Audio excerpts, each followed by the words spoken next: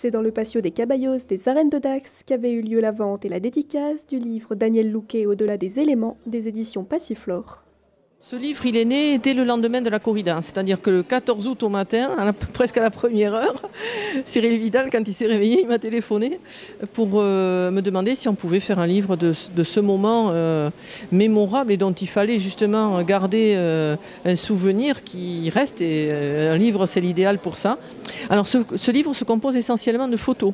Photos prises de 4 endroits différents dans les arènes, par 4 photographes différents, qui sont par ordre alphabétique, Clément Garbi, William Lucas, Philippe Salva et Cyril Vidal. Et avec des textes de Benjamin Ferré et une préface d'Éric Darrière qui est à l'origine de l'organisation de cette corrida et une postface de Socato, Vincent Bourg. Voilà. 88 photos qui retracent l'exploit du Matador et le déroulé de cette corrida du 13 août qui aura marqué tout ce présent ce jour-là. On a vécu ça comme un spectacle construit, alors qu'il ne l'est pas. Évidemment, une corrida, c'est un art incertain et éphémère. Et il y a eu ce premier taureau avec une oreille, ces deux autres taureaux, le deuxième et le troisième, qui étaient moyennes, donc bon, voilà, c'est passé. Ensuite, il y a eu le quatrième taureau qui a été extraordinaire, où Lou qui a coupé 2 oreilles. Il y a eu le 5e taureau, 2 oreilles à la queue, extraordinaire ce qu'on a vécu. On aurait pu s'arrêter là.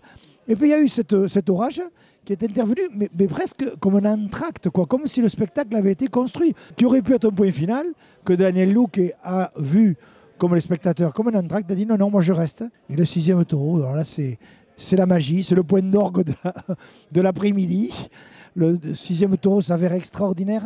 Louquet s'accouple complètement avec lui, nous donne ce spectacle, ce tableau artistique complet.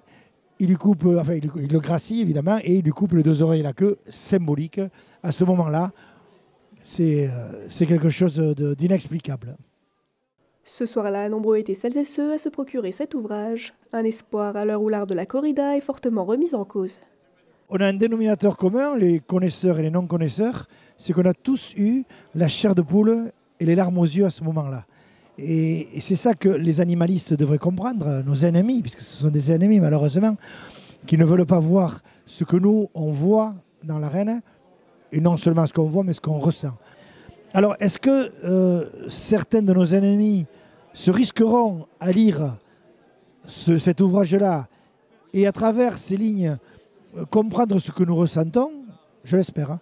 Je l'espère, et c'est en ce sens que ce livre pourra servir aux autres à comprendre peut-être ce que nous ressentons. Mais toujours est-il que ce livre, on va le feuilleter pendant de longues années, je pense. Alors, ce livre, il est disponible partout, dans toutes les librairies de France. Les droits d'auteur sont reversés à l'école taurine de Richard Millian. Il ne voulait pas percevoir d'argent de ce projet.